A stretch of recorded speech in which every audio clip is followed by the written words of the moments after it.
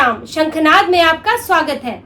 अरविंद केजरीवाल जो भ्रष्टाचार मिटाने की दुहाई देकर भ्रष्टाचार खत्म करने का वादा करके सत्ता में आए थे, वो खुद भ्रष्टाचार में डूबे नजर आ रहे हैं। केजरीवाल सरकार के रोज ऐसे नए नए घोटाले सामने आ रहे हैं कि ये दिल्ली की नहीं, घोटाले की सरकार नजर आ रही है। अब सरकार में घोटाला है कि घोटाले में सरकार है, ये कह पाना मुश्किल हो गया है। एक के बाद एक नया घोटाला और अब एक और नया घोटाला सामने आया है। पहले शराब घोटाला, आबकारी विभाग उसमें फंसा। इसके बाद फीडबैक यूनिट के स्कैम के जरिए अधिकारियों और नेताओं पर नजर रखी गई, उसकी भी जांच चल रही है। और अब दिल्ली जल बोर्ड में भी नया मामला सामने आया है, उसकी जांच हुई है और अब ईडी को इस मामले में 41 लाख की नकदी मिली है। ईडी ने 4 जगह छापेमारी की, दिल्ली, मुंबई, अहमदाबाद और हैदराबाद में, और 41 लाख का कैश मिला है। इसके अलावा कुछ आपत्तिजनक दस्तावेज मिले हैं और कुछ डिजिटल डिवाइसेस को भी जब्त किया गया है। आम आदमी पार्टी जो खुद को कट्टर ईमानदार कहती थी, जो खुद को सबसे ज्यादा ईमानदार पार्टी सभी पार्टियों से अलग कहती थी, जो केजरीवाल खुद जो है ईमानदारी का टोकरा लेके चलते थे और कहते थे कि मेरे पास फलाना के खिलाफ सबूत है, इसके खिलाफ 300 सबूत है, उसके खिलाफ 200 सबूत है। आज उनके खिलाफ एक के बाद एक नया सबूत सामने आ रहा है। जो केजरीवाल कहते थे कि आरोप लगे तो ही नेता को सत्ता से चले जाना चाहिए, इस्तीफा दे देना चाहिए, वो आम आदमी पार्टी के मुख्यमंत्री आज इतने विभागों में भ्रष्टाचार सामने आने पर भी इस्तीफा नहीं दे रहे हैं। जो कहते थे कि तुरंत कार्रवाई होगी, वो आज मुकर जा रहे हैं। वो आज अधिकारियों के, अपनी ही सरकार में अधिकारियों के भ्रष्टाचार को भी छुपा रहे हैं। लेकिन ये भ्रष्टाचार कब तक छुपेगा, कब तक एजेंसियों की नजर से ये बच पाएगा? क्योंकि आम आदमी पार्टी का दिल्ली जल बोर्ड का जो घोटाला हुआ है, ये ईडी ने नहीं, ये दिल्ली के ही एंटी करप्शन ब्यूरो ने पकड़ा है। एंटी करप्शन ब्यूरो ने ये एफआईआर दर्ज की है, जिसमें बताया गया है कि कैसे ये घोटाला हुआ, कैसे किसी एक कंपनी को फायदा पहुंचाने के लिए ये सब किया गया। दिल्ली जल बोर्ड ने एक company Eurotech environmental private limited को फायदा पहुंचाने के लिए कैसे टेंडर के साथ तोड़ मड़ोड़ की, कैसे सिस्टम को, कानून को बदला, ये आप जानकर हैरान हो जाएंगे। एसीबी ने अपनी एफआईआर में ये सारी चीजें बताई हैं और ईडी ने भी उस पर पुष्टि की है, ये सब चीजें बताई है कि कैसे टेंडर में किस तरह से गड़बड़ियां की गई, कैसे बजट को बढ़ाया गया ताकि एक कंपनी को फायदा हो सके। एसीबी का एंटी करप्शन ब्यूरो का आरोप है कि यूरोटेक एनवायरमेंटल प्राइवेट लिमिटेड ने इस पूरे टेंडर से फायदा उठाया है और ये टेंडर थे दिल्ली के सीवेज ट्रीटमेंट प्लांट से जुड़े हुए। इस पूरे मामले में कंपनी और अधिकारियों की मिलीभगत साफ समझ आती है। इसे मैं आपको विस्तार से एक एक करके चीजें इसमें बताती हूँ। दिल्ली सरकार ने 10 सीवेज ट्रीटमेंट प्लांट दिल्ली के ठीक करने के लिए टेंडर मंगाए थे। अब इन 10 सीवेज ट्रीटमेंट प्लांट में अपग्रेडेशन होना था, इनका उन्नयन किया जाना था और इनका विस्तार होना था, ऑगमेंटेशन होना था, जिसके लिए 4 टेंडर निकाले गए। अब इस टेंडर में कंपनियां सेलेक्ट होती हैं और उन्हें इन 10 सीवेज ट्रीटमेंट प्लांट का काम करने के लिए दिया जाता। अब 4 टेंडर थे, 3 जॉइंट वेंचर्स ने इस टेंडर को भरा। जॉइंट वेंचर को कंपनी ही कह सकते हैं जब 2 या 2 से ज्यादा पार्टियां मिलकर एक व्यवसायिक इकाई बनाती हैं, यूनिट बनाती हैं, तो वो जॉइंट वेंचर कहलाती हैं। तो 3 जॉइंट वेंचर ने इसके लिए भरा 4 टेंडर, 3 जॉइंट वेंचर। और जब ये टेंडर बटा तो तीनों के हाथ कुछ ना कुछ लगा, 2 को एक एक टेंडर मिला और बाकी बची हुई एक को 2 टेंडर मिले। अब दूसरी कंपनियों ने इसमें क्यों नहीं अप्लाई किया? क्योंकि 4 टेंडर थे, चौथी कंपनी क्यों नहीं आई, चौथा कोई जॉइंट वेंचर क्यों नहीं आया, सिर्फ 3 ही कैसे आए? अब इसके लिए भी बड़ी साठगांठ हुई है। जैसा कि एसीबी ने बताया है कि कंपनी की दिल्ली जल बोर्ड ने इस टेंडर के नियमों को कड़ा कर दिया था। जैसे इसमें एक शर्त डाल दी कि IFAS तकनीक होनी चाहिए, जो कि सीवेज ट्रीटमेंट प्लांट से जुड़ी हुई एक तकनीक होती है और ये सभी कंपनियों के पास नहीं होती है, कुछ आधुनिक तकनीक है। तो इसमें शर्त डाल दी गई। इस तरह की और भी शर्तें डाली गई जिससे कि कंपनियां सीमित हो गई और सिर्फ ये 3 जॉइंट वेंचर ही उसमें अप्लाई कर पाए। और यहाँ तक कि जो 4 टेंडर थे, 2 कंपनियां ऐसी थी जिसने चारों टेंडर में अप्लाई किया। चारों को भरा और तीनों कंपनियों के हाथ कुछ ना कुछ लगा। एसीबी का कहना है कि इन तीनों कंपनियों ने साठगांठ की थी ताकि कोई और ये टेंडर ना भर पाए, और ये साठगांठ इनकी आपसे भी थी और अधिकारियों के साथ भी थी।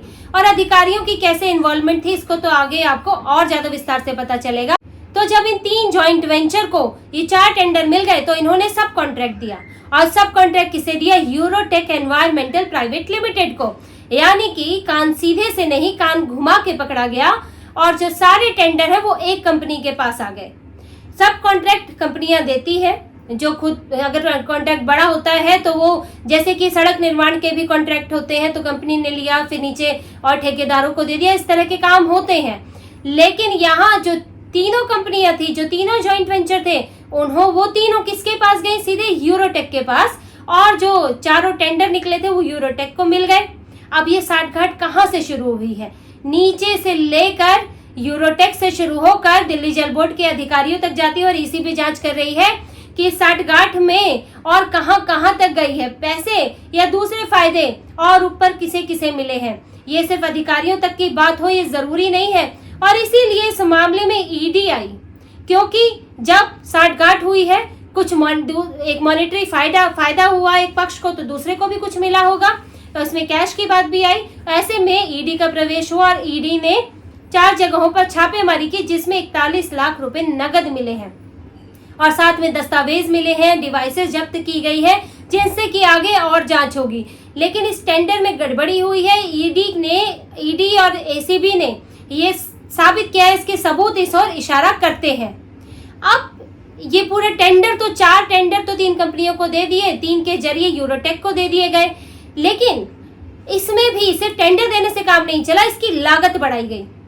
कैसे जो है फायदा और ज्यादा हो कंपनी को, इसके लिए किया गया ये मैं आपको बताती हूँ कि सबसे पहले इन्होंने जो पूरी कॉस्ट थी वो बढ़ा दी। जहां कॉस्ट करीब 1500 करोड़ थी उसे बढ़ाकर 1900 करोड़ कर दिया गया। उसमें अलग अलग जगह अमाउंट बढ़ाया गया, लागत बढ़ाई गई, जिससे कि पूरा जब टेंडर डला था तो 1500 करोड़ थी। लेकिन टेंडर के बीच में ही ऐसा भी नहीं है कि काम शुरू हुआ, काम शुरू होते होते जरूरत पड़ी तो उसकी कॉस्ट बढ़ गई, नहीं। टेंडर निकलने के बाद बीच में ही ये कॉस्ट को संशोधित कर दिया गया। इस प्रोजेक्ट में 2 तरह के काम होने थे, एक उन्नयन का और एक विस्तार का, अपग्रेडेशन और ऑगमेंटेशन का। अब अपग्रेडेशन में कम पैसा लगता है, कम खर्चा आता है, और ऑगमेंटेशन में ज्यादा खर्चा आता है। मान लीजिए एक में 50 आता है और एक में 100 आता है। लेकिन यहाँ अधिकारियों ने क्या किया, या जिनसे भी मिली भगत थी उन्होंने क्या किया कि अपग्रेडेशन की लागत भी 100 रुपए कर दी और ऑगमेंटेशन की भी 100 रुपए कर दी, यानी कि जो ओवरऑल खर्चा था वो बढ़ा दिया। अब इससे प्रोजेक्ट की लागत भी बढ़ गई और सरकारी खजाने पर इसका बोझ बढ़ गया। और ये सब किया गया कि कंपनी को फायदा पहुंचाने के लिए, क्योंकि कंपनी का अपग्रेडेशन में खर्चा तो कम आएगा, लेकिन उसका अपना खर्चा कम आएगा, लेकिन उसे सरकार से ज्यादा पैसे मिल जाएंगे। अब इसमें तीसरा एक चीज देखिए कि इन्होंने कि इन तीनों जॉइंट वेंचर को ही पैसा मिले, का टेंडर मिले, इसके लिए क्या किया गया, दस्तावेजों की इतनी अनदेखी की गई कि कोई भी दस्तावेज लाके दिए गए उनको स्वीकार कर लिया गया। कंपनियों को टेंडर पाने के लिए अनुभव प्रमाण पत्र देना होता है कि उन्होंने ऐसा काम पहले भी किया है और ठीक से किया है। ऐसे में तीनों कंपनियों जॉइंट वेंचर्स ने एक ही अनुभव प्रमाण पत्र दिया, तीनों का एक ही था, और वो था ताइवान का एक प्रोजेक्ट। और उस अनुभव प्रमाण पत्र को ये टेंडर भरने के लिए दे दिया गया और उसे स्वीकार भी कर लिया गया। उसकी ना कोई सत्यापन हुआ, ना जांच हुई, ना किसी को शक हुआ कि तीनों कंपनियां एक ही जैसा अनुभव प्रमाण पत्र क्यों लाई है, कि साफ साफ दिख रहा है कि इसमें कुछ ना कुछ गड़बड़ी है। ये जो प्रमाण है, ये जो दस्तावेज है, ये कहते हैं कि कहीं ना कहीं कुछ तो गड़बड़ हुआ है। कितनी सारी चीजें नजरअंदाज हुई, अनुभव प्रमाण पत्र, ये सब कॉन्ट्रैक्ट किसे गया ये भी नहीं देखा गया, ये भी नहीं देखा गया कि लागत बढ़ रही है तो इतनी सारी चीजें नजरअंदाज हुई कैसे, और ये कहीं ना कहीं इसका नगद का लेन देन हुआ है जो कि इसमें मिला है। अब देखिए, अब घोटाला तो सामने आया है। पहले एसीबी ने इसका किया था और अब जो है ईडी ने जो 3 जुलाई को छापेमारी की, इससे और चीजें निकल कर आई है। लेकिन आम आदमी पार्टी स्वीकार करने की बजाय इसमें ईडी में ही कमी निकालती है, हर बात की जिम्मेदारी सरकार पे डाल देती है। दिल्ली का ही एंटी करप्शन ब्यूरो है, ईडी ने अपनी मर्जी से इसमें नहीं किया, इसमें आके जांच करनी शुरू नहीं की। एसीबी की एफआईआर के बाद जब नगद की बात आई, नगद लेन देन की बात आई, तब ईडी का प्रवेश हुआ। लेकिन आम आदमी पार्टी को तो दूसरों पर ही इल्जाम डालना है। जबकि अभी इसमें किसी मंत्री का नाम नहीं आया। ऐसा नहीं है कि किसी मंत्री पर आरोप लगाए कि उन्होंने पैसा लिया है या ईडी अब उन्हें पकड़ेगी या एसीबी पकड़ेगी। बात अधिकारियों तक भी सीमित हो सकती है या उससे ऊपर जा सकती है। लेकिन आम आदमी पार्टी प्रेस कॉन्फ्रेंस करती है और सीधे सीधे इल्जाम डालती है कि फंसाने की कोशिश है। सीधे सीधे ये कहते हैं कि हमने कुछ नहीं किया, हमारे किसी मंत्रालय में घोटाला नहीं हुआ। क्या आप अपने एक एक अधिकारी के घोटाले के, एक एक अधिकारी की ईमानदारी की जिम्मेदारी ले सकते हैं? हो सकता है कि कुछ अधिकारियों की ही मिली भगत हो, जरूरी नहीं कि इसमें मंत्री शामिल हो। क्या आप उन अधिकारियों की भी गारंटी लेंगे? आप ये कह सकते हैं कि ठीक है, मामला आया है, जांच हो रही है, अगर कुछ उसमें निकलेगा तो उसे पकड़ा जाए, हम भी सुधार की कोशिश करेंगे और देखेंगे कि ऐसा है कि नहीं है, हम जांच करेंगे। आप ये कह सकते हैं, लेकिन आप सिरे से खारिज कर देते हैं और फ्रस्ट्रेशन में, क्योंकि इनका मुख्यमंत्री तो है नहीं, इनके पास मुख्यमंत्री तो जेल में है, तो फ्रस्ट्रेशन में कहते हैं कि अब हम सांस भी लेंगे तो उस पर जांच हो जाएगी, हर चीज पर ईडी आ रही है, हर चीज पर सीबीआई आ रही है। तो ये पूरा जैसे ही इनके ऊपर आरोप लगता है तो एक प्रोपेगेंडा शुरू हो जाता है कि हम तो मासूम हैं, एक मासूम बच्चे की जैसे पिटाई हो रही है, जैसे इन्हें कुछ पता ही नहीं है।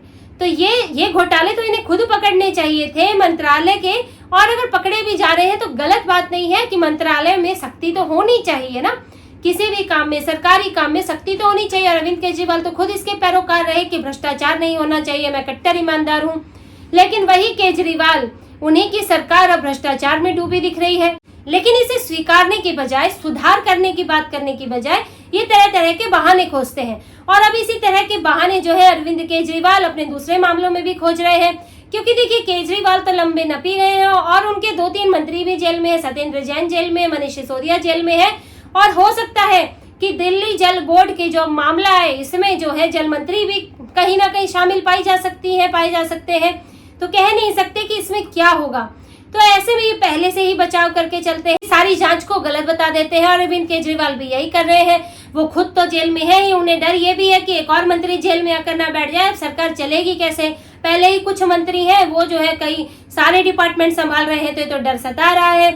और अरविंद केजरीवाल जिस तरह से वो कई तिगड़म करके बाहर आने की कोशिश कर रहे हैं, वही तरीका उनकी पार्टी भी अपनाती है, क्योंकि अरविंद केजरीवाल तो लंबे तो नप गए हैं। अब हुआ क्या है कि उनको न तो ईडी से जमानत मिल पा रही है, न सीबीआई से जमानत मिल पा रही है, जमानत के लिए दर दर ठोकर खा रहे हैं। अभी सीबीआई के मामले में वो हाई कोर्ट पहुंचे। हाई कोर्ट ने पहले तो कहा कि आप लोअर कोर्ट में आपको जाना चाहिए, लेकिन जब उनके वकील ने थोड़ी रिक्वेस्ट की, कुछ बात की, तो सुनवाई के लिए उनकी दलीलों से हाई कोर्ट ने स्वीकार कर लिया कि ठीक है, आपकी सुनवाई यहाँ होगी। तो अब हाई कोर्ट ने 17 जुलाई तक जवाब मांगा है सीबीआई से, अगली सुनवाई 17 जुलाई को होगी। तो केजरीवाल की धीरे धीरे जमानत जो है उसके जो चांस कम होते जा रहे हैं, हिरासत बढ़ती जा रही है। जब सुनवाई होगी, सुनवाई में भी तय होगा, और ये बड़ा मुश्किल लग रहा है। अभी तक तो ईडी से उनको नहीं जमानत मिली, सुप्रीम कोर्ट में गए थे, फिर वहां से याचिका वापस ले ली, अभी तो वह हाई कोर्ट ने तो रोक लगाई हुई है जमानत पर।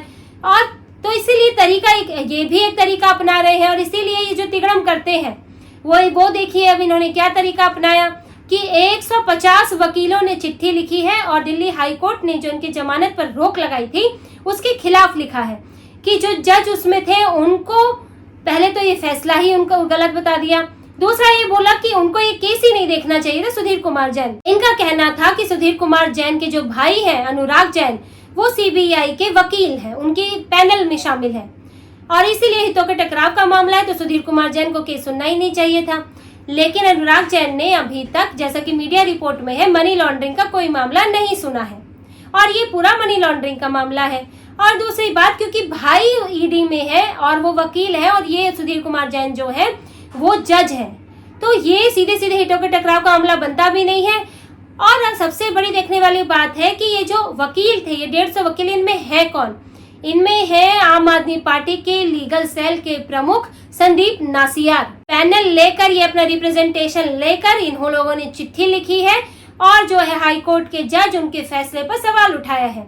अब देखिए, अपने ही लॉयर से, अपने ही लीगल सेल से इन्होंने चिट्ठी लिखवा के लोगों में भ्रम फैलाने की कोशिश की कि देखिए वकील भी कह रहे हैं कि जज जो है वो सवालों के घेरे में है, और लेकिन अब लोगों को ये तो पता नहीं चलेगा कि ये वकील कौन है। ये वही वकील है जिन्होंने केजरीवाल की गिरफ्तारी पर प्रोटेस्ट किया था। दिल्ली आम आदमी पार्टी का लीगल सेल है, उसी के 150 वकील, उससे जुड़े हुए 150 वकील है। तो आपने अपने ही लोगों से ये तरह तरह के काम करा के एक माहौल बनाने की कोशिश कर रहे हैं। देखिए, ये एक तरह से जुडिशरी पर तो दबाव डालने की कोशिश होती ही है कि जिन जज ने फैसला दिया है वो थोड़े दबाव में आ जाए, आगे वाले जज भी दबाव में आ जाए, क्योंकि केजरीवाल को बेल नहीं मिल रही है तो वो दबाव की राजनीति करने की कोशिश कर रहे हैं। दूसरा, एक परसेप्शन का खेल भी होता है, राजनीति का परसेप्शन, क्योंकि चुनाव आने वाले हैं दिल्ली में। अब ये लोगों में भ्रम फैलाना चाहते हैं कि मुझे जो है गलत तरीके से गिरफ्तार किया है, गलत तरीके से जेल में रखा गया है। नीचे से लेकर ऊपर तक जुडिशरी पर भी सवाल उठा रहे हैं कि वो भी मिले हुए हैं, यानी कि जो इनके पसंद का फैसला दे दे वो तो सही है, जो इनके बिना पसंद का फैसला दे वो मिला हुआ है, वो भ्रष्ट है। तो ये पूरी इस योजना के साथ, ये धारणा बनाने की योजना के साथ चल रहे हैं, दबाव और धारणा की राजनीति के साथ चल रहे हैं। और इसीलिए दिल्ली जल बोर्ड का जो अभी घोटाला सामने आया है, अतिशी मरलीना और सौरभ भारद्वाज ने प्रेस कॉन्फ्रेंस करके उसको भी सिरे से नकार दिया और कह दिया कि नहीं जी, कोई घोटाला नहीं हुआ है और हमारे ऊपर गलत आरोप लगाए गए हैं। ये आम आदमी पार्टी की रणनीति है कि अपनी गलती कभी मत स्वीकारो और उसके लिए दूसरों को इल्जाम दो, अपने हर गलत काम के लिए दूसरों को इल्जाम दो, ताकि धारणा बने कि ये गलत नहीं है। और ये पुरानी रणनीति है, चाहे दिल्ली में व्यवस्था खराब हो तो पानी ना हो तो हरियाणा को जिम्मेदार ठहराओ, और जब पंजाब में सरकार नहीं थी तो पंजाब को जिम्मेदार ठहराओ, जब दिल्ली में प्रदूषण हो कम ना कर पाओ तो पंजाब को जिम्मेदार ठहराओ, पंजाब में सरकार आई तो उसे भूल जाओ। ये पुरानी रणनीति है कि आम आदमी पार्टी अपनी गलतियों के लिए किसी दूसरों पर इल्जाम डालती है और धारणा बनाने की राजनीति खेलती है, जिससे कि लोगों में भ्रम फैलाया जा सके कि ये बिल्कुल साफ सुथरे हैं और सारी गलती किसी दूसरे की है। लेकिन इन सब तिकड़मों के बाद भी बड़ा मुश्किल है कि अरविंद केजरीवाल बाहर आ पाए। केस स्ट्रांग है और इस वजह से कई मेहरबानियों के बावजूद भी उनको नियमित जेल नहीं मिल पा रही है। और अब तो ये दिल्ली जल बोर्ड का नया मामला सामने आया है, तो अब इसमें देखते हैं कि अब किसका नंबर है, अब ये मामला ऊपर कहां तक पहुंचा है और अब किस मंत्री का नंबर आने वाला है और आम आदमी पार्टी अब क्या नए तर्क गढ़ेगी, ये देखना होगा। तो इसी तरह की और खबरें और विश्लेषण आपके लिए लाते रहेंगे, हमसे जुड़े रहिए। प्लीज सब्सक्राइब कीजिए, कमेंट कीजिए। बहुत बहुत धन्यवाद। जय श्री राम।